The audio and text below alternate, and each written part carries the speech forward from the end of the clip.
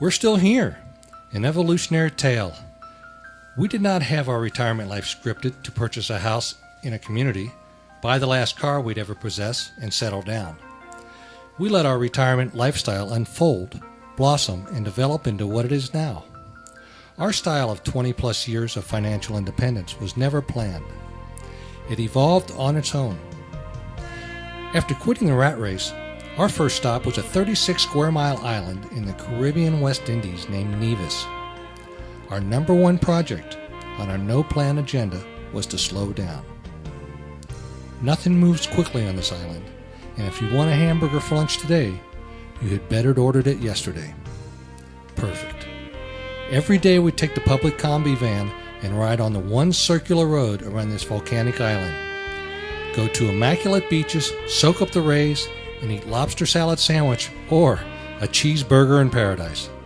Since our time in the sun-baked islands, we have gotten more skilled at traveling on less and with greater joy. The nomadic lifestyle became addictive because of the captivating cultures, ceaseless opportunities to volunteer, all the unique destinations, and the numerous colorful characters we've met.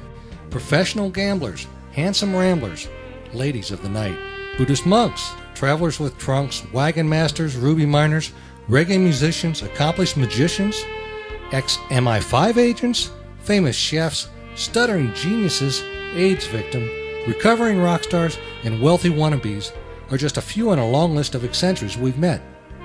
Our continuous adventure is like stepping into the river of life, with its current pulling us here, moving us there, and no 2 days are the same. What luxury to be able to live this way. You can do this too, if you're so inclined, or not. The beauty of financial independence is that you get to choose. We give you the map, but you determine your path. The last couple of decades have been filled with opportunities that had we continued working behind our desk, we could have never experienced. The pristine island of Nevis, where we ate our weight in fresh lobster and drank our share of the fine rum, Cane Spirith Rothschild, or CSR as it is known, was only the beginning. We danced to the reggae beat in the tiny Caribbean-colored shack bars, went skinny dipping in the sea, and watched the full moon rise over the volcano. With our restaurant experience, we were asked to facilitate the opening of the Four Seasons Resort on that teeny island nation. There was only one dive master, and once the resort opened, he became overwhelmed with beginner divers. In exchange for helping him out with the dive crowd, I was able to dive for free and received my certification. When it was time to move on from this tiny laid-back world filled with sugar plantations turned into upscale bed and breakfast, we hopped on a 250-foot sailboat and told the captain we'd sleep on deck and help entertain the passengers in exchange for passage. And instead, he offered us his quarters for 2 weeks, and we sailed south to Grenada, where we caught the first plane we could to Caracas, Venezuela. At this point, we hardly knew a lick of Spanish, and unwittingly made our way to the red light district, where we found cheap accommodations, but paid $50 to have a small bag of laundry cleaned. Eventually, we made our way to Cumana, the oldest city in the Americas, lost our luggage on a dark, rainy night, and we ate giant black ants, a local delicacy.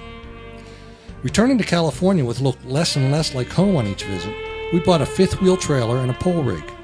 RVing thousands of miles to the western U.S., most of one summer was spent in Montana on a friend's ranch, where we cooked nightly for 26 people out of our RV kitchen.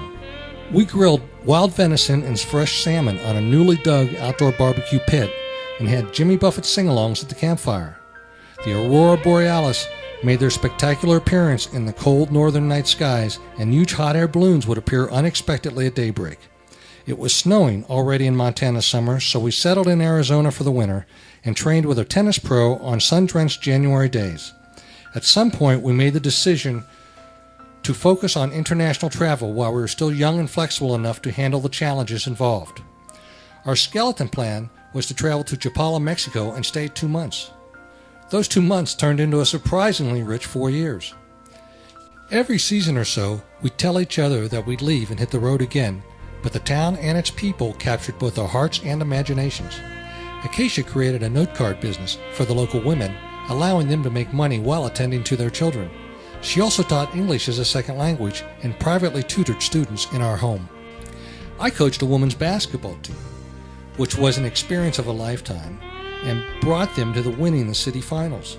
Observing the makeshift scoring flip chart and stopwatch timekeeping, I made arrangements to import an electronic scoreboard and place that into the gymnasium. Nothing like this had ever been done before, and even the capital city of Guadalajara was jealous.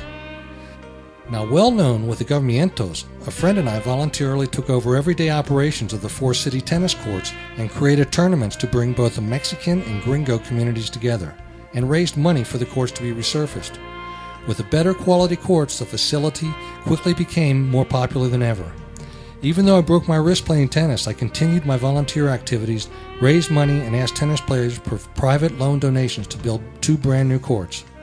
I can proudly say that all the loans were paid off promptly. A couple of years later, along with the city's help and their heavy machinery, I put lights on those same 2 courts for night play. During our retirement years, we applied for and were denied from joining the Peace Corps on 3 separate times. Undaunted, we continue to pursue our own style of volunteer work, and today, with all of the activities and projects that we initiated, we wear that Peace Corps denial as a badge of honor. Meanwhile, we increased our Spanish skills, which are still only par, but they easily get us through all of Mexico, Central America, and South America. Far different than Latin America in custom, food, history, and religion, discovering the world of Asia brought a completely different dimension to our journeys. We began traveling the high roads, low roads, and back roads of Thailand. We both now know basic Thai cooking and enough Thai language to order food, obtain lodging, purchase tickets for our transport needs, and to dicker at markets. However, once in a remote village in Thailand, we ordered a beer and received milkshakes instead, so obviously we need more practice. We have body surfed the famous international surfing beach of Kata in Phuket, and Acacia was trained by a private tutor in the art of Thai massage. We meandered through Laos, North and South Vietnam, distant places in China, a few islands of the Philippines, and bargained for rubies, sapphires, and diamonds in Burma. We blew through Bali, magic bust through the land of Oz in New Zealand, and hung out on the beach in Manly, Australia. Time marched on, and we provided end-of-life care for Acacia's aging mother and dad, and my own father as well. After all of this emotional and physical intensity, we headed to Ecuador. Here we met the Quechua indigenous peoples, stayed in their homes, sought out volcanic hot springs in the Andes Mountains, and lodged in the ancient sacred valley of Vilcabamba. Upon returning to the States, our website was born out of demand from followers, and we wrote our first book, The Adventurer's Guide to Early Retirement, A Common Sense Approach. Neither of us had written a book before, and had no connections to established media or to publishing houses. Being the independent types we are, our retirement story with hundreds of photos was launched on a CD, the first of its kind, sold in over 40 countries, and our story attracted the attention of media around the world. On the road again, we continued with a steady cocktail of Asia and Mexico, where Acacia trained Mexicans in Thai massage, and back to the States before heading further into Central America, where we retraced foots from a previous life of 4 decades past. The Maya are mystical, and we lived among them in Panajachel at the volcanic crater lake called Lake Atitlan in Guatemala. Learning of their beginning of the world story, their end of the world predictions, we drank the finest mountain-grown coffee, ate handmade Maya chocolate, and locally harvested macadamia nuts by the pound. These days, our tennis still needs improving, though we are better now than then, and we continue to write books illustrating alternative retirement destinations and options and the love of travel. These writings lead us to provide articles for both online and print publications, sparked interest to be interviewed and photographed for Kiplinger's Personal Finance magazine, The Wall Street Journal, and The Motley Fool. We have spent Christmas, Easter, Valentine's Day, Loy Krathong, Buddhist and Chinese New Year, and every other holiday in various countries around the world, with a special mention of the famous Nyepi Day experienced on Bali. Well, you talk about a contrast, but we relished in all of them. After 21 years of travel, we're just getting started. Receiving emails from friends in faraway places still stirs our wanderlust, and we yearn to visit. Watching travel shows and seeing interesting foods that are unknown to us make us want to taste as much of the world as we can. There are so many places, peoples, and cultures to see that when we look at a map, it is like a candy store to us. The clock keeps ticking, and we want to make the most of it. So, after all of these accomplishments, travels, and experiences, if you think we're ready to sit on the porch, forget about it. We didn't always receive encouragement for following our dream, and our choice mystified some people, but it was our dream.